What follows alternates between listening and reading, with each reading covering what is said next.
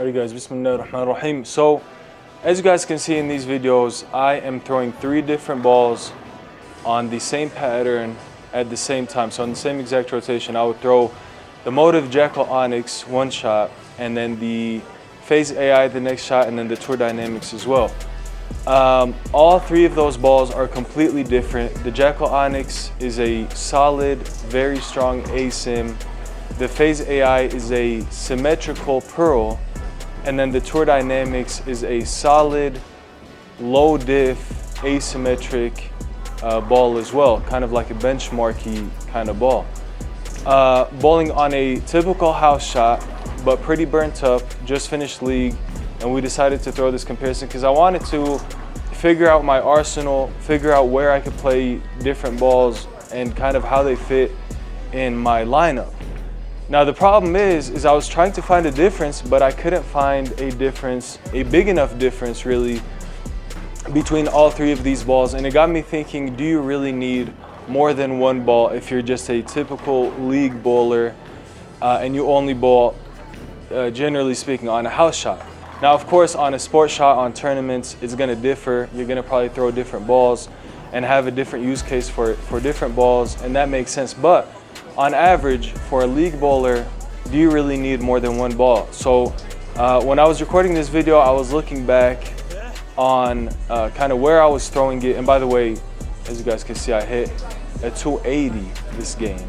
So I was one pin away, 110 pin away from a 300. But that being said, I'm gonna replay the videos again. It's gonna basically play back again just so you guys can see it one more time.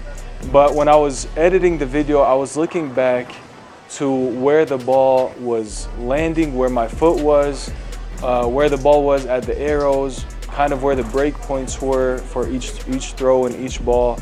And it seemed to be very, very similar. Now the motion, of course, is a little different for each ball. Like for example, the Phase AI, it's a pearl, so it's gonna bounce off the friction a little bit harder than, let's say, the Tour Dynamics or the Jackal Onyx. They're a lot more smoother. So of course the motion differs a little bit, but the result ended up being the same exact thing for each ball when it was thrown in the same spot. So if it hit, let's say, the 15, 16, 17 arrow, it would break at about the same point, and then it would strike, basically almost the same exact strike. So it was interesting to see how each ball differed. Now I will say, and this is potentially a question, but this is just my assumption, that drilling might be more important than the ball itself. And I'll tell you guys why. And maybe I'm wrong, of course. Correct me if I'm wrong, comment in the comment section. Let me know why I'm wrong. I'm out here trying to learn. I've been bowling seriously for about a year and almost a half now. So still learning a ton, but please correct me if I'm wrong. So the Jackal Onyx, the Motiv Jackal Onyx, was drilled at 2 on the 2LS system. The Phase AI was drilled at 3, and the Tour Dynamics was drilled at 4. Now 2 is going to be the weakest, 3 is in the middle, 4 is going to be the strongest. And they basically line up with the strongest ball I drilled at the weakest, the medium ball I drilled at medium, and then the weakest ball I drilled at theoretically the strongest. At least that's what it says on the 2LS notes.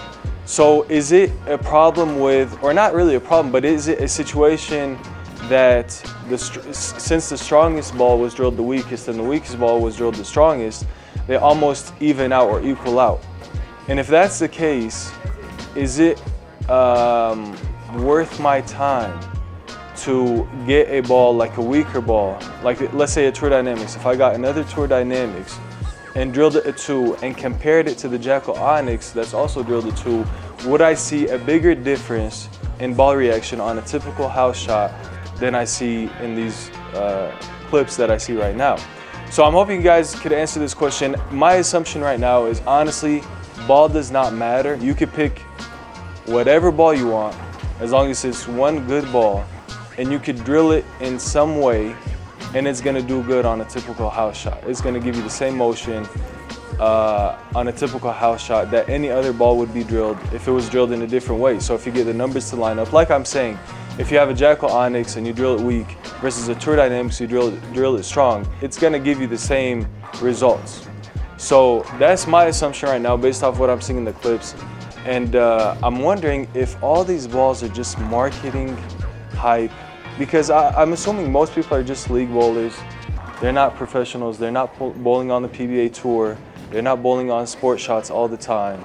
Of course, there's a couple exceptions, but I'm saying generally speaking, most people I feel like bowl on a house shot. So is it a waste of money to buy more than one ball? Or should you just simply make that one ball work? Because it should work. Based off of these clips, it seems like any ball works. It doesn't really matter what ball it is. You can make any ball work. So I don't know, correct me if I'm wrong.